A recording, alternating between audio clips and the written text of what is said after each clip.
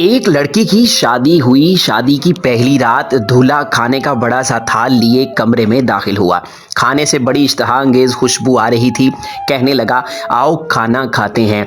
बीवी बोली, मैंने देखा है तुम्हारी वालदा ने भी खाना नहीं खाया, उनको भी बुला लो, फिर मिलकर खाते हैं। शौहर ने कहा, वो सो गई होंगी, उन्हें छोड़ो, हम दोनों खाते हैं।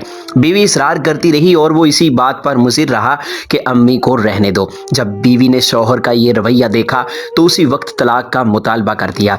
शौहर बड़ा हैरान हुआ उसके मुतालबे पर। उसने बड़ा समझाया लेकिन वो अपनी बात पे डटी रही, यहाँ तक कि तलाक हो गई। दोनों अलग हो गए। फिर दोनों ने दूसरी शादियां कर लीं। 30-35 साल गुजर गए। औरत के बेटे हुए, बहुत मोहब्बत करने वाले, माँ का ख्याल रखने वाले। बहुत आसूदा हाल थी वो। उसने इरादा किया कि हज करना चाहिए। सफ़र के दौरान उसके बेटे उससे किसी मलका की तरह पेश आ रहे थे।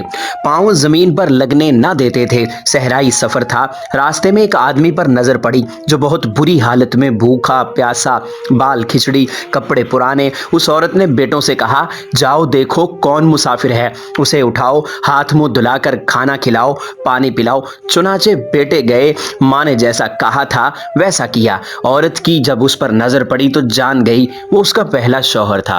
कहने लगी, ये क्या किया वक्त ने तुम्हारे साथ? बोला, मेरी औलाद ने मेरे साथ भलाई नहीं की। औरत कहने लगी, क्यों करती कि तुमने वालदैन के साथ बुरा सलूक किया था। मैं उसी दिन जान गई थी कि तुम माँ बाप के हुकूक अदा नहीं करते, इसीलिए मैं डर गई कि कल को मेरे साथ भी ऐसा ही होगा। ये देखो आज मैं कहाँ हूँ और तुम कहाँ। माँ बाप के साथ बुरा सलूक अल्लाह की नाफरमानी है।